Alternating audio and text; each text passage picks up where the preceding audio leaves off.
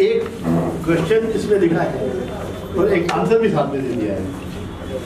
तो क्वेश्चन है, मुल्क को मुनफरत की आग से कैसे बचाया जाए?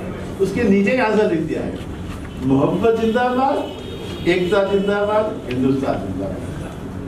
सवाल भी यही है और उसका जवाब भी यही है। तो अगर हमें मुल्क को मुनफरत की आग से बचाना है तो हमें मोहब्बत करनी पड़ेगी, हर नागरिक से आपस में मोहब्बत करेगी। एकता जिंदाबाद है, एकता होनी चाहिए। इसमें एक मेरे ज्ञानी जी ने एक पंजाबी में बोला था, तो आपको शायद समझ में नहीं आया होगा। तो इन्होंने उदाहरण दिया था कि ये जो 5 उंगलियां हैं, ये हिंदू, मुस्लिम, सिख, ईसाई, पारसी सब है, ये मिलके हिंदुस्तान बन रहा है। तो ये एकता जिसको हम लोग बोलते हैं, यूनिटी इन डाइवर्सिटी, हम लोग लॉ में बोलते हैं, तो कॉन्स्टिट्यूशन में लिखा हुआ है।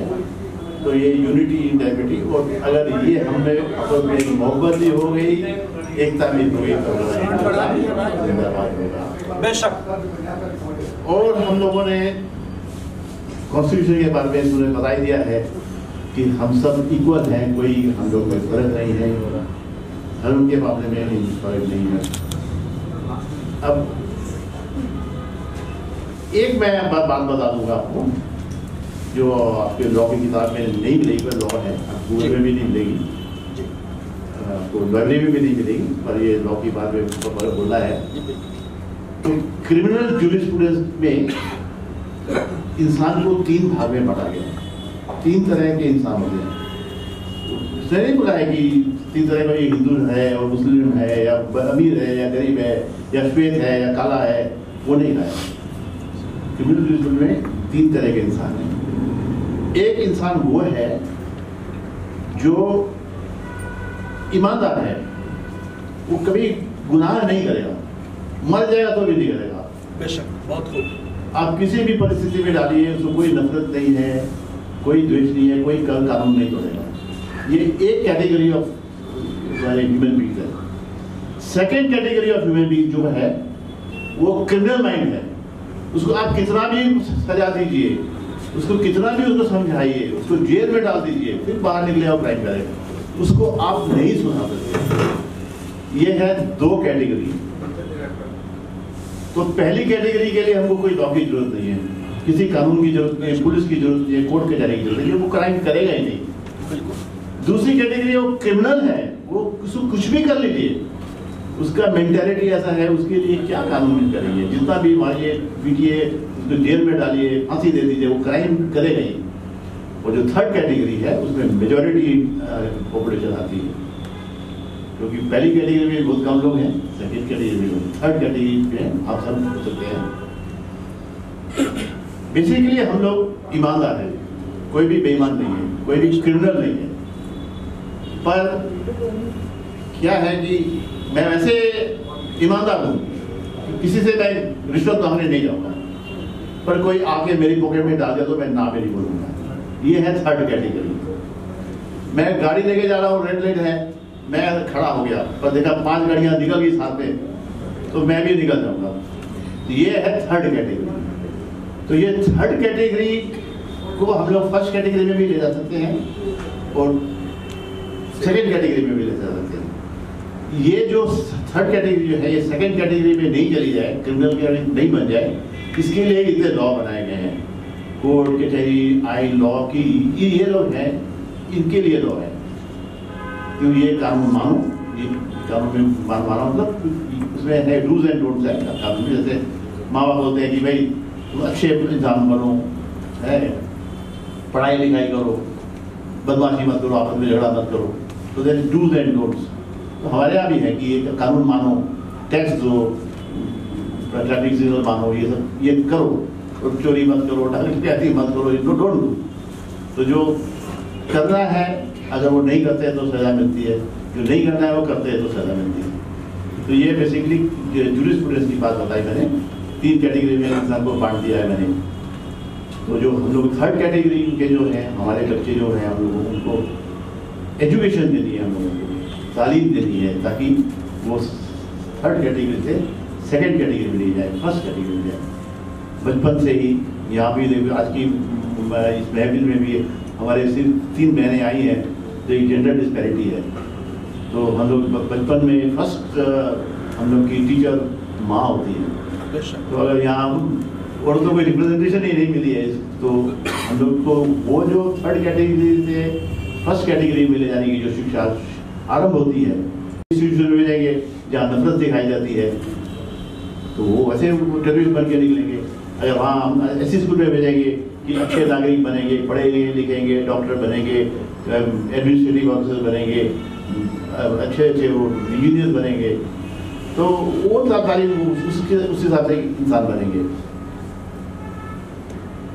और एक बात और मैं कह दूँ, ये हम लोग इस छोटी सी महफिल में 50 आदमी क्या कंट्रीब्यूट करेंगे, और हम लोग ये गुरुद्वारे के ग्रंथियों को बुलाया है, और चर्च के पादरी जी को बुलाया है, और वो हमारे ये मस्जिद के भी जो इमाम साहब को क्यों बुलाया है, उनका बहुत बड़ा रोल है। मैं उसके वाले लॉ के बारे में बात कर रहा हूँ, तो एडमिनिस्ट्रेशन में बात कर रहा हूँ।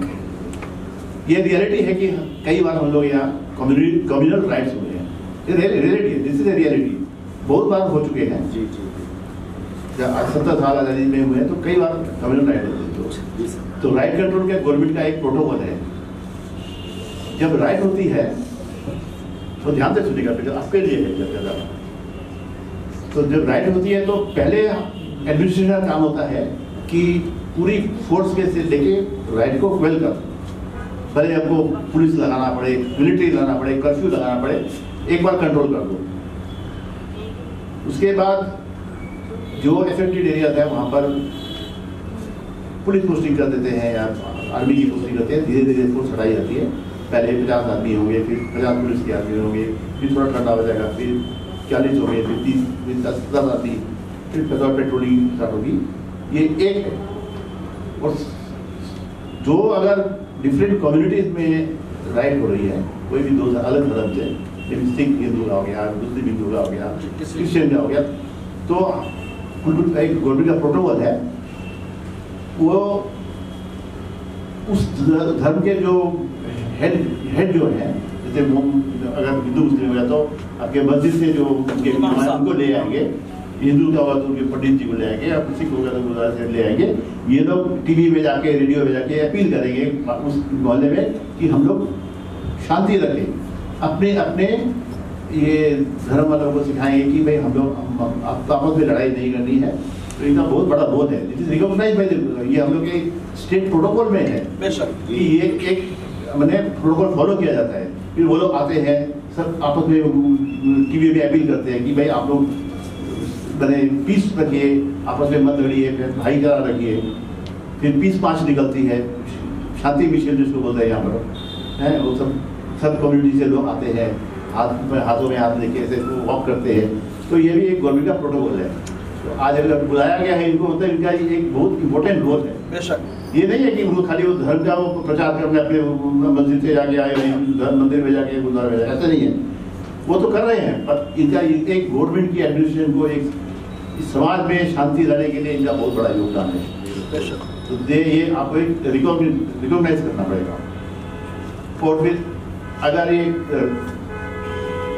सच्चे रास्ते में एक्सीडेंट हो गया तो हम लोग जाते हैं, जल्दी से उसको रेस्क्यू करके हॉस्पिटल ले जाते हैं। हम लोग नहीं पूछते तुम्हारा क्या रिलीजन है। कोई फ्लड में हम बह गया तो हम लोग नहीं देते हैं, सब दवाइयाँ बांट रहे हैं तो ये पूछेंगे तुम कौन से मजहब के हो, कौन से धर्म के हो, हम तुम दवाई देंगे नहीं। चोट लगी है तो चलो ले हॉस्पिटल ले जाओ ट्रीटमेंट के, डॉक्टर भी नहीं पूछेगा तुम्हारा क्या रिलीजन है, इमीडिएटली उसको सलाइन चलाएगा, ये जो ट्रीटमेंट करेगा करेंगे। तो हमारे मुल्क में जो मेजॉरिटी आदमी है वो पीसफुल है। कुछ शांति को भंग करने वाले बहुत लिमिटेड आदमी जो सेकंड कैटेगरी के हैं वो बहुत कम है, तो उनके लिए पूरा माहौल खराब हो जा रहा है। तो हम लोग अगर जो मैंने कह दिया वो लेट हो रहा है, 9:30 बजने वाले हैं, तो अगर हम लोग अपनी जिम्मेवारी समझेंगे, अपने बच्चों को ये तालीम देंगे कि आपस में मोहब्बत रखो, सब भाई हैं, हम लोग में कोई फर्क नहीं है, हम लोग एक यूनाइटेड हैं, तो नेचुरली वो कुछ जो सेकेंड कैटेगरी कुछ थोड़े से आदमी जो हैं, जो मैंने आपको जुडिशल के बारे में बताया, तो उसको हम लोग इजीली कंट्रोल कर सकते हैं। Very insignificant about it. हम लोग नहीं बोलते हैं तो उनको साहस मिलता है। और हम सब यूनाइटेड हो गए। कई बार देखा है वो मॉब आया है तो सब हिंदू मुस्लिम मिलके पूरा मोहल्ला खड़ा हो गया कि कोई ना किसी हिंदू के घर में आग लगेगी ना ही मुस्लिम के, तो सब राइट वाले दंगे भाग गए। तो जहाँ हम लोग यूनाइटेड हैं तो ये हम लोग को देखना है कि हम लोग सब यूनाइटेड रहेंगे। तो ये जो शैतान तबका है जो है कुछ भड़काने वाले हैं, कुछ मैंने धर्म से के आदमी भी है जो ब्लैकलिफ है, कुछ मैंने पॉलिटिशियन भी है जो ब्लैकलिफ है, वो कभी भी मैंने राष्ट्रवादी नहीं है, वो शैतान है जो है भेड़िए हैं कि मेमने की खाल में, तो उनसे हम लोग को बचना है। Let us not listen to those people. हम लोग अपने बच्चों को तालीम दें। तो ये सब मैसेज है। तो इसके साथ मैं खत्म कर रहा हूँ आज की बात। धन्यवाद।